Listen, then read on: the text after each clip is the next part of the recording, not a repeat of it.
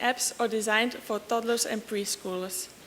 So in fact, the hard gamers of today are actually our little children up to 6 years old.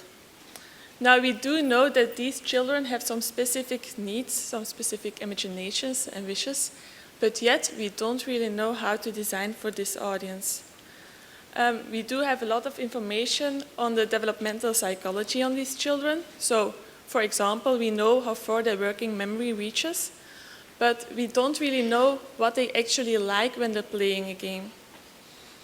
And knowing what your audience likes is very important when you want to create a game that is successful or a game that is enjoyable. And this is shown very clearly in the MDA framework. This framework breaks down the game process into 3 components. On the left, you have the mechanics. These are the base components of your game that you can create as a designer.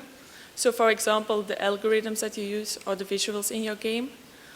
On the other hand, you have the aesthetics. These are the targeted game experiences within your player.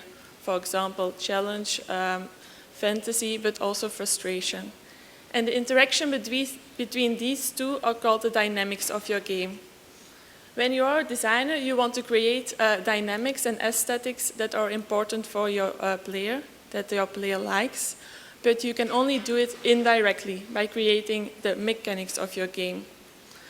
To fill this gap between the mechanics on the one hand and the targeted game experience or the aesthetics at the other hand, there exist some theoretical frameworks.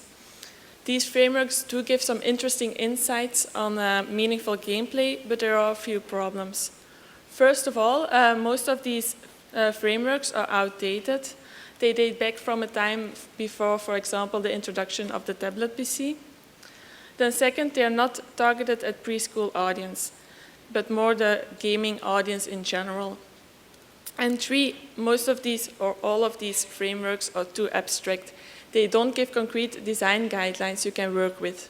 So, for example, one of the theories is the gratification theory, and it says that challenge is a very important aesthetic to strive to. Now, how do you implement this challenge experience in a game? And even further, how do you implement it in a game for preschoolers?